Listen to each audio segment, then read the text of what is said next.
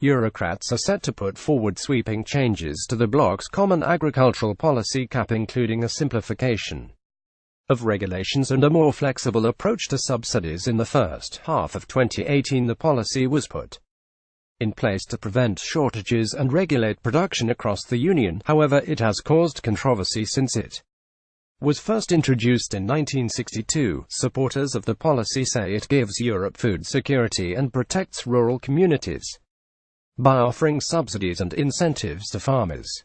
But critics of CAP say it leads to massive oversupply and food waste, and the €58 billion in taxpayer-funded subsidies could be far better spent elsewhere.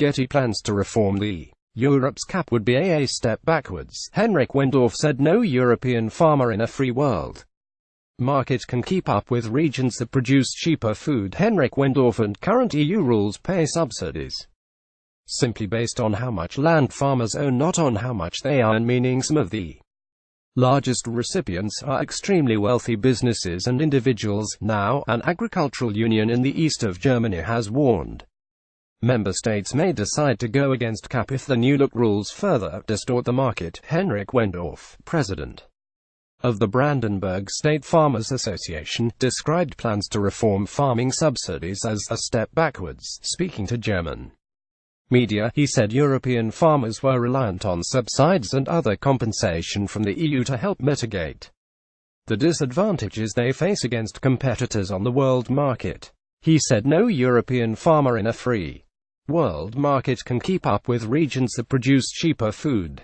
I am skeptical that the next few months will help us in agricultural policy. Mr. Wendorf also warned there could be problems down the line if one country promotes certain animals and methods, but others do not.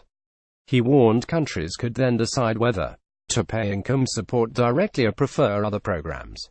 Getty farmers in Germany are to receive some €44 billion in from CAP between 20,142,000 and 20. We need clear income incentives. Last month, a report by the Taxpayers Alliance found food prices in the UK had been driven up by nearly 17% because of CAP. British households were suffering because of subsidized tariffs and overly harsh regulations imposed by the policy, the study concluded. Additional reporting by Monica Pallenberg.